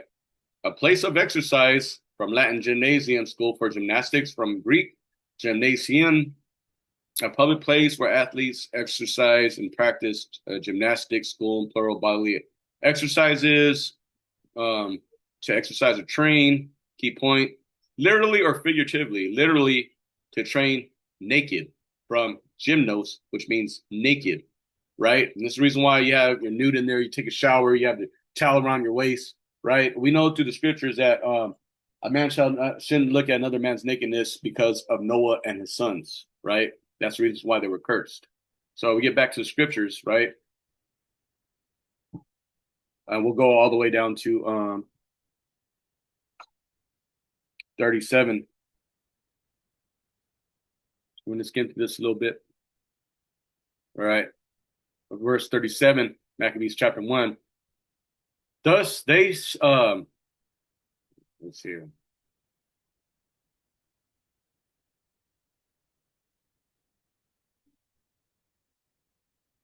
All right, let's go for 33. Then they builded the city of David with a great and strong wall and made mighty towers and made it stronghold for them. And they put therein a sinful nation, wicked men, and fortified themselves therein. They stored it with armor and victuals. And when they had gathered together the spoils of Jerusalem, they laid them up there, and they became a sore snare. For it was a place of lying wait against the sanctuary and the evil adversary to Israel. Thus they shed innocent blood on every side of the sanctuary and defiled it, right? Can you imagine, like, your church, your school, whatever? They're coming over there. They have everything that you guys own, money, gold, silver, plus, you know, your brothers and sisters and the children are getting killed and slaughtered over there. Innocent people are getting slaughtered at this holy place, right? But our people don't care about that. Our people don't want to hear about that, right? Verse 38, in so much that the inhabitants of Jerusalem fled because of them, whereupon the city was made a habitation of strangers and became strange to those that were born in her, and her own children left her, right? How do you become a strange to something that was yours? Because it was taken away, it was damaged. The people were replaced. Everybody was running scared, right? Verse 39, her sanctuary was laid waste like a wilderness. Her feasts were turned into mourning, her Sabbaths into reproach, her honor into contempt. As he been her glory, so was her dishonor increased, and her excellency was turned into mourning. Why did all this happen? When you read all this, you get a description in your mind. You could see the pictures being painted on what's happening, right? But we have to understand, all the way from the Exodus are people making the golden calf when Aaron was in charge, right? To Aaron getting punished with his sons and the strange fire, and them getting killed, right?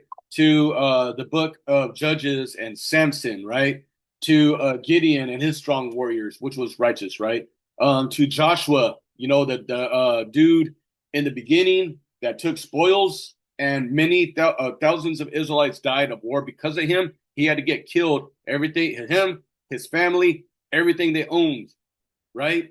All the way to Solomon, right? To Jonathan and Saul dying. Everybody going off. Everybody just doing wickedly against the Most High God, being disobedient. That's how we got here. That's how we got to verse 37. That's how we got to verse 40. Excellence was turned into mourning because of this bastard right here. Verse 41. Moreover, King Antiochus wrote to his whole kingdom that all should be one people. Who says that today? We are one. We are one, right? It's a lie. We're not. To be holy is to be set apart, right? It used to mean something. To us, it still does. So let's get a few more verses to verse 47.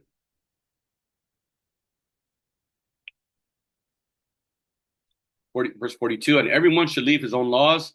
So all the heathen agreed according to the commandment of the king. This is our people included. This is where we have the Hellenization. This is where our people were Hellenized, forgot their lost customs. They started speaking another language.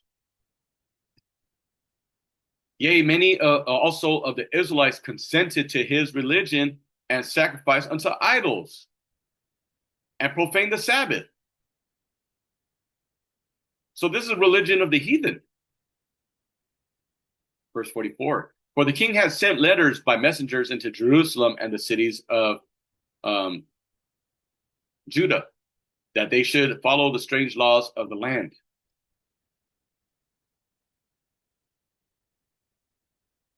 That's Southern Kingdom right there.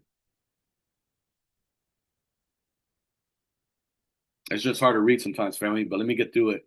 Verse 45, and forbid burnt offerings and sacrifice and drink offerings in the temple, as they should profane the Sabbaths and festival days. That's what we do now. That's what we do now, right? Our people don't know nothing about the Sabbath. Saturday is a shopping day. Saturday is a fun day. Saturnalia, right? Government buildings were closed in Rome. Government buildings are closed now. Verse 46, and pollute the sanctuary and the holy people. Set up altars and groves and chapels of idols and sacrifice swine's flesh and unclean beasts. There's always something about this wicked people and the swine and the pig. There's always something about that. And that's spiritual, right? It represents filth, defiling your temple.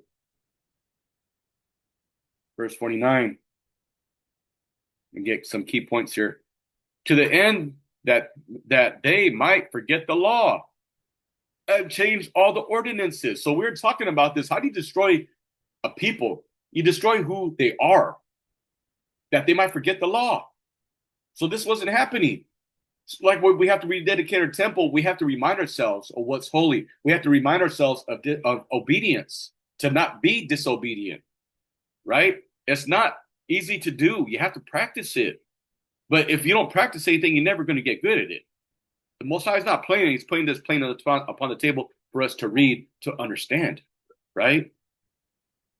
Solomon prayed. The Most High said he revealed himself to Solomon like 2 or 3 times. Solomon prayed for wisdom and he got it. Don't forget that. But just like how we got it, you could get off. You could go off too. I don't care how much years you got in this truth.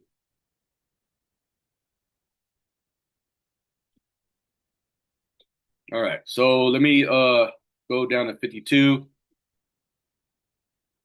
Then many of the people were gathered unto them, to wit, every one that forsook the law, and so they committed evils on the land. Now the 15th day, the month of Caslu, which is wintertime, the 144th and 5th year, they set up the abomination of desolation upon the altar and builded idols up upon the throughout the cities of Judah on every side. So, you have this abomination of desolation. You also have the beginning of Jacob's trouble, 70 AD, the abomination of desolation when the temple was destroyed by Titus Vespasian, 70 AD, right? What Christ prophesies about. These things just don't happen one time. They come in shifts. They come in waves. That's part of prophecy, man. Verse 56. And when they had rent in pieces the books of the law, which they found, they burnt them with fire, right? Tore the books and burned them. Verse 57. And whosoever was found with any book of the testament, or if they consented to the law, the king's commandment was they should be put to death. We saw this happen. Josiah found the books of the law in 2 Kings. Nobody was following them. That's when they started reinstituting the Passover and all that. Jeremiah found the books. It said that they had dust on them. But right here, it's illegal for you to do that, and that's punishable by death, right? Let's go to verse 60 and hit this home.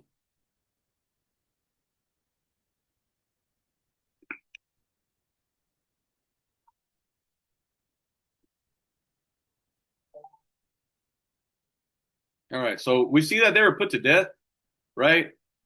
Verse 58.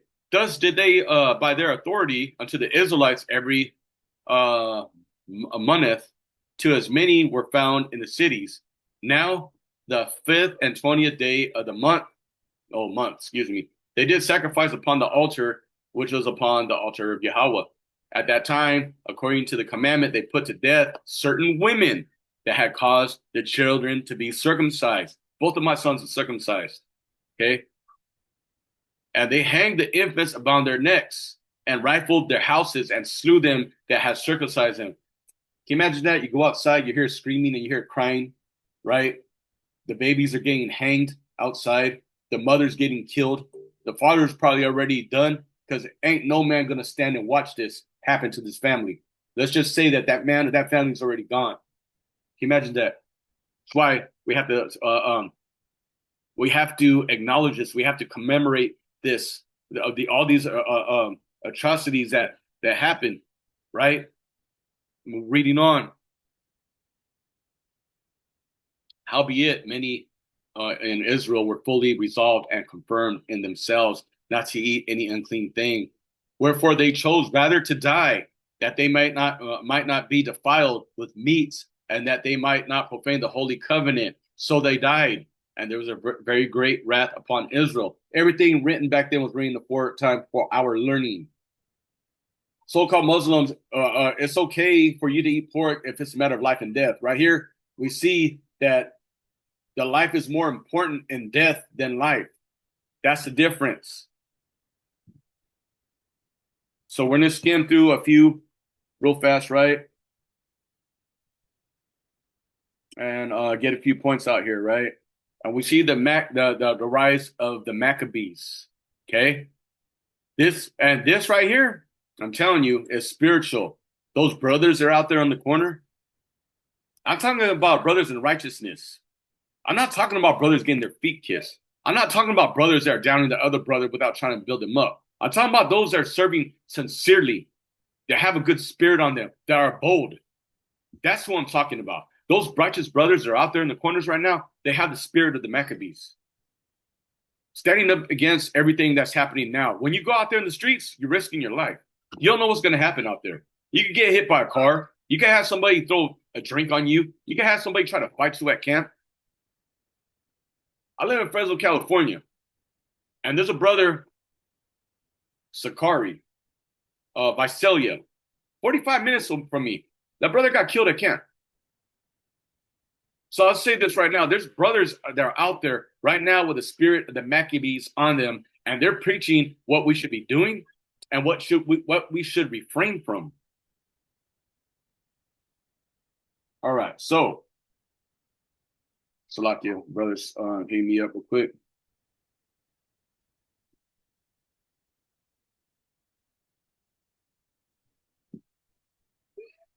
All right, here we go. Let's get some key points out, family. All right, so let's go. We're taking to verse 7, and it reads, in those days arose Mattathias, the son of John, the son of Simeon, a priest of the sons of Jorib from Jerusalem. They dwelt in Modin. Everything was going down. This is capital at this time, right? These were Levites, the keyword priests, right? He had 5 sons. Jonathan, called Cadis, Simon, called Dassi, Judas, who was called Maccabeus. That's my son's name right there. Hammer, right? Eleazar, called Avaran, and Jonathan, whose surname was Aphus. And when he saw the blasphemies that were committed in Judah and Jerusalem, he said, woe is me. Wherefore I was born to see this misery of my people and of the holy city, and to dwell there when it was delivered into the hand of the enemies, and the sanctuary into the hand of strangers. Her temples become a man without glory. Her glorious vessels are carried away into captivity. Her infants are slain in the streets. Her young men with the sword of the enemy. Everything's going down. But key point, these 5 or these righteous men right here, right? The 5 sons is going down, right? Verse 10, for the sake of time. What nation had not had part in her kingdom and gotten of her spoils? So this says that we've been pretty much in captivity in every nation. But don't forget, you have Israelites in every nation. You have confusion of face because somebody looks a certain way, a different nation, you don't know if they're Israel or not. You don't know if you're Israel. So get over that. Get over yourself, right? Myself included. Lord, I hope I am. I have faith that I am. All right. So we scroll down to 19, and it reads,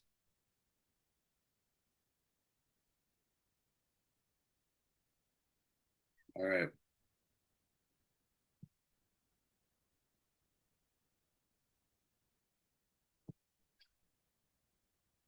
All right.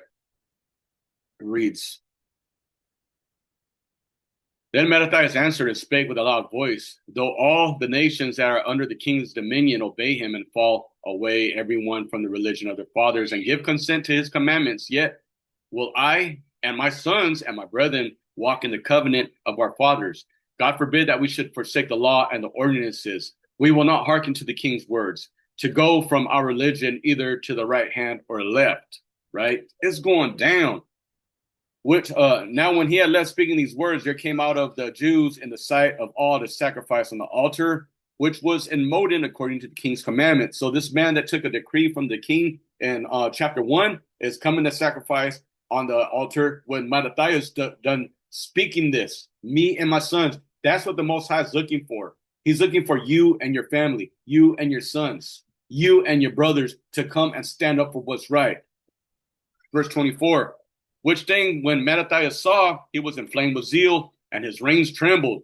Neither could he forbear to shew his anger according to the judgment. Wherefore he ran and slew him upon the altar. So this man was a writer. His sons were writers. You can't say and have a reputation of writing when you never wrote on anybody before. There's books after these men right here, men of valor, that was putting it down for the Most High God, right? Now, verse 26. Thus dealt zealously for the law of Yahweh, like Phinehas did unto Zambri, the son of Salom. So if you read the Phinehas covenant about Phinehas, he slew 2 people in the tent with 1 spear because it was going off. And these men are descendants from Phinehas. Okay? All right.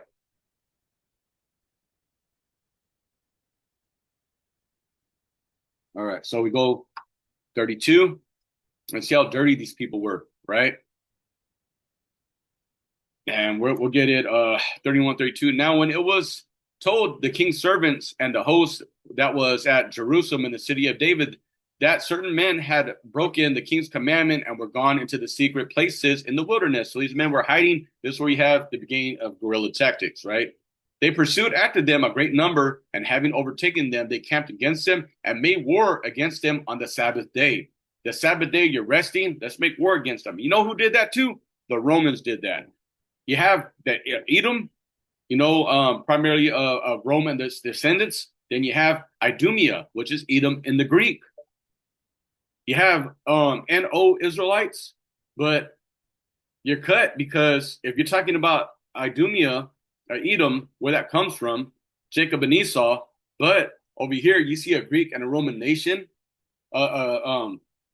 being called that, then you know what I mean. I don't know what you can say about that. I don't know what you can say about that. Okay. Now, continuing on, we see their attack on the Sabbath day, and we get a few key points, right?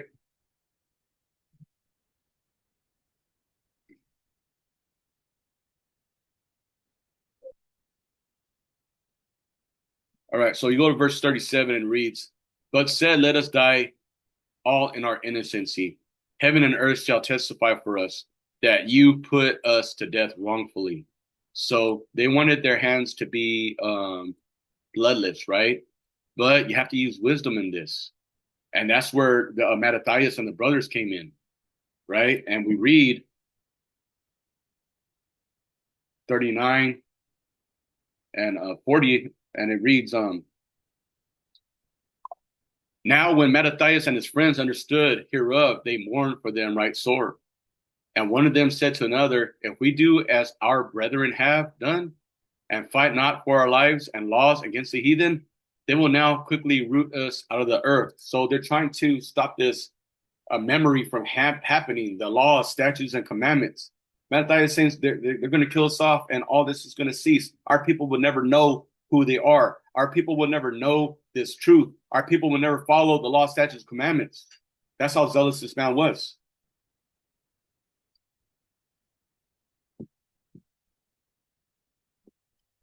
So we get to Mattathias' older age, and you know what? Now let me get this out right here, verse 38.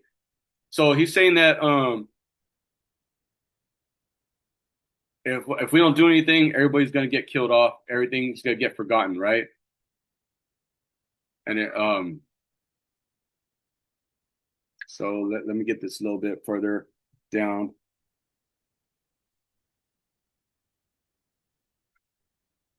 "44. So they joined their forces and smote sinful men in their anger." No, let's go 42. This is the father Mattathias and the sons fighting back because many of our brothers were killed on the Sabbath day. "Then came there unto him a company of Assyrians who were mighty men of Israel, even all such as were voluntarily devoted unto the law. Also all they fled for persecution joined themselves unto them and were a stay unto them. So they joined their forces and smote sinful men in their anger and wicked men in their wrath, but the rest fled to the heathen for succor," comfort, right? "And Mattathias and his friends went round about and pulled down the altars, and what children soever they found within the coast of Israel uncircumcised, those they circumcised valiantly." They was putting it down. You profaned our temple, boom, we're taking it back. We're gonna undo what you did. And our babies, they're uncircumcised. You know what? Go bring me that boy. He getting circumcised right now, whether you like it or not. How you like that? That's facts. That's what was going down, right? Now,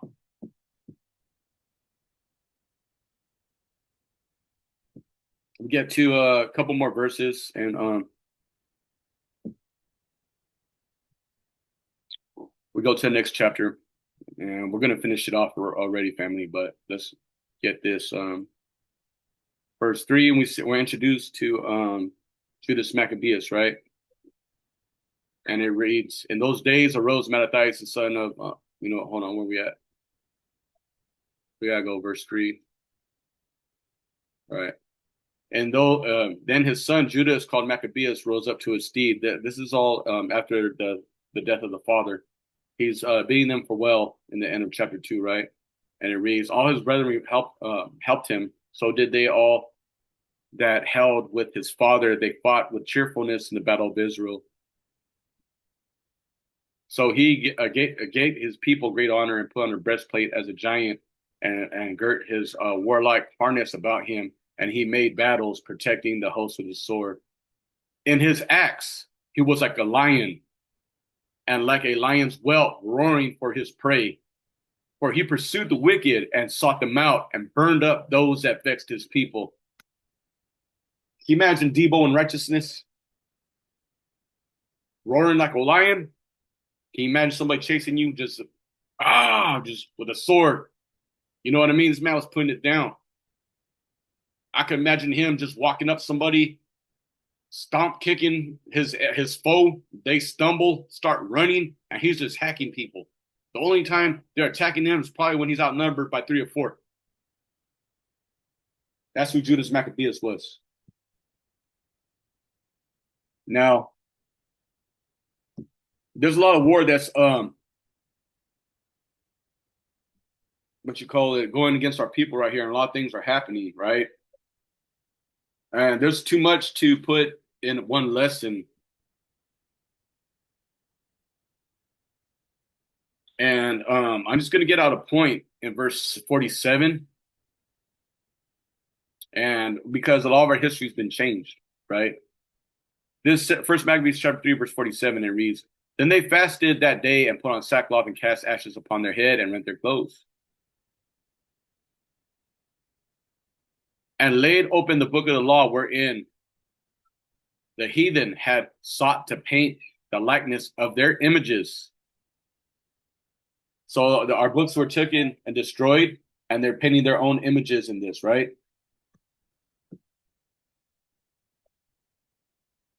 What does that sound like?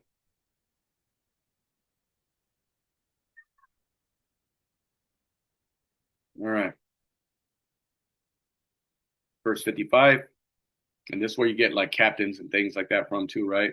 And it reads, and after this, Judas ordained captains over the people, even captains over thousands, over hundreds, over fifties, over tens. So we have, Judas Maccabeus fought like a roaring lion, chasing wicked people, right? Giving it to him, right? So we go to verse 4, and we'll end it right here.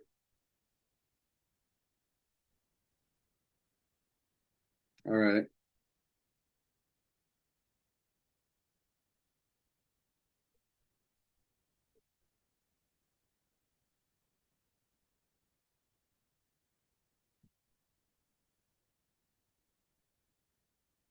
All right.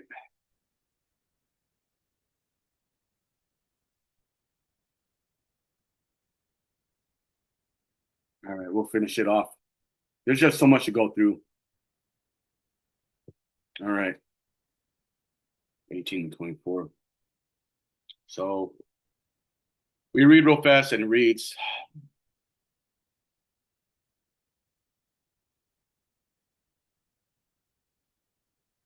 this done, Judas returned again with his host, pursuing them, and said to the people, be not greedy of the spoils, inasmuch there is a battle before us. So we're going to go to war again. Don't get greedy, right? Verse 18. And Georgius and his host are here by us in the mountain, but stand ye now against your enemies and overcome them. And after this, you may be boldly and take the spoils, right? So this man had faith that we were going to win this war. We read verse 24. After this, they went home. They sung a song of thanksgiving and praised the Lord in heaven because it is good, because his mercies endureth forever, right? So this is after the war that they had. It said they fled everyone into the land of strangers, right? It says that they were sore afraid, seeing also the host of Judas and plain ready to fight. They got punked. They saw everybody, they're rising up. Boom, let's go. They booked it. They sung a song of thanksgiving. Thanksgiving is taking back what was yours. Thanksgiving isn't taking what doesn't belong to you. Continuing on, and we're going to close it out, right? 36 to verse 42, and it reads, Then said Judas and his brethren, Behold, our enemies are discomfited. Let us go up to cleanse and dedicate the sanctuary. This is the key point of us cleansing and rededicating our temple to the Most High God. You see, the Most High God does things perfect, right? Passover in spring, atonement in fall, tabernacles, right? Feast of dedication, everything spread out, right? First fruits, Pentecost, trumpets, everything spread out.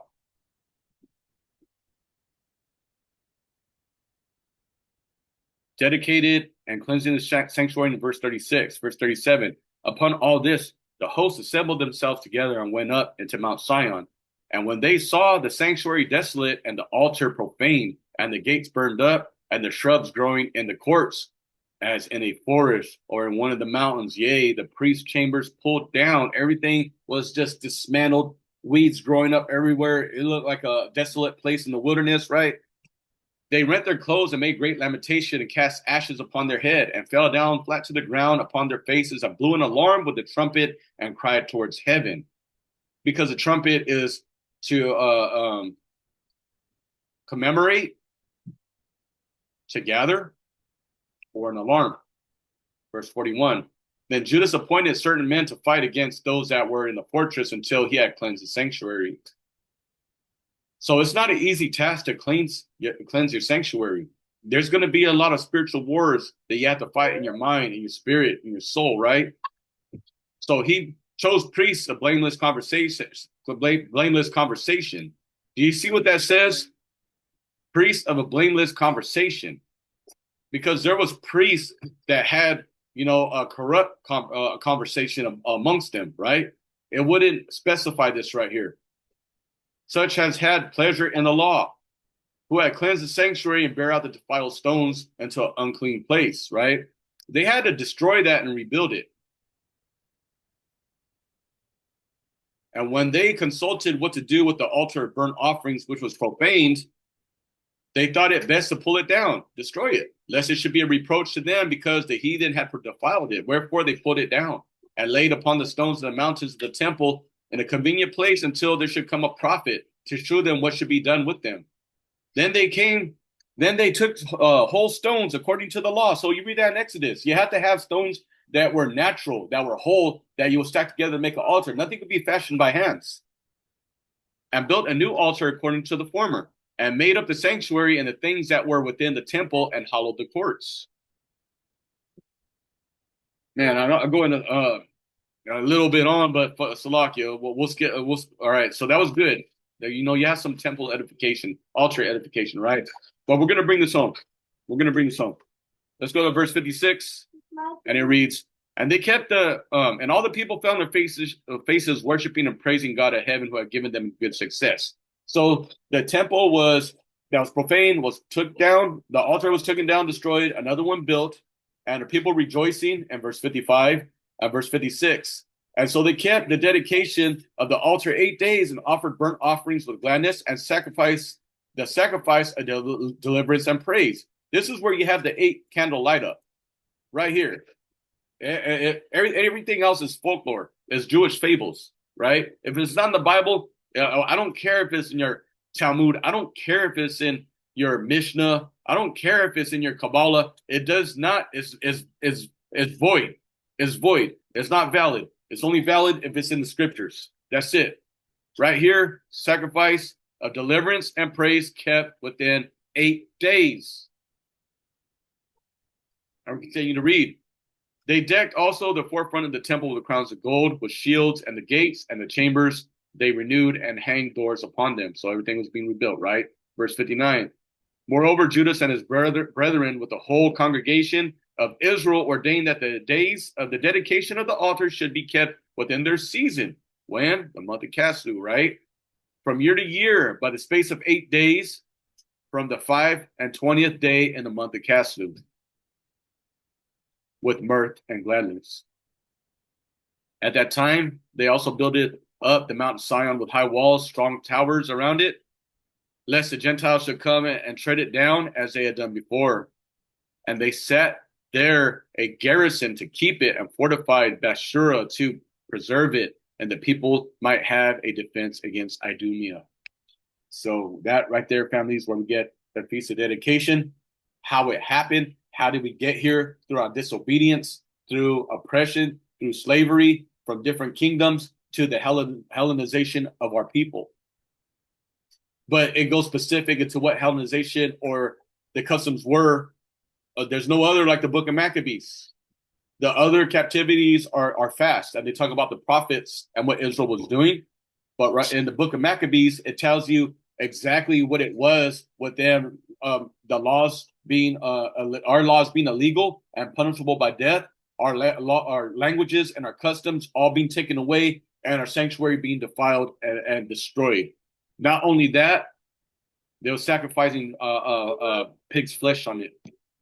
But we have to come to this time where, the Feast of Dedication, what does that mean? That means that we commemorate. That means that we dedicate. What do we dedicate? Ourselves. How do you do that? Your time, your thought, to meditate on this word, right? I have to get myself better. The temple's destroyed. Our temple's spiritual, right? To follow the law, statutes, commandments of the Most High God the best I can, right?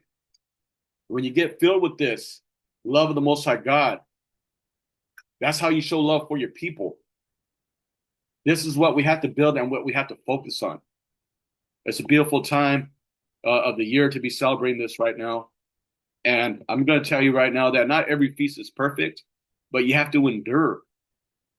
Sometimes there's going to be rebuilding. You have to get those that are like-minded, that are all kingdom-minded, and have one goal that's the same, and it's attainable. But nothing is attainable without the Most High God. And I'll say that's pretty much wraps up my lesson. Let's maybe just make sure I got nothing else.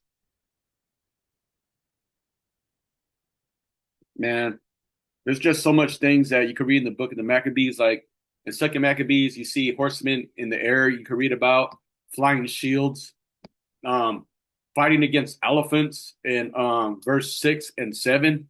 One man was warned not to go, and he ran through a spear in the elephant, and the elephant crushed him. So he got what he was trying to do, but trying to make his name for himself in pride, and the Most High took him out.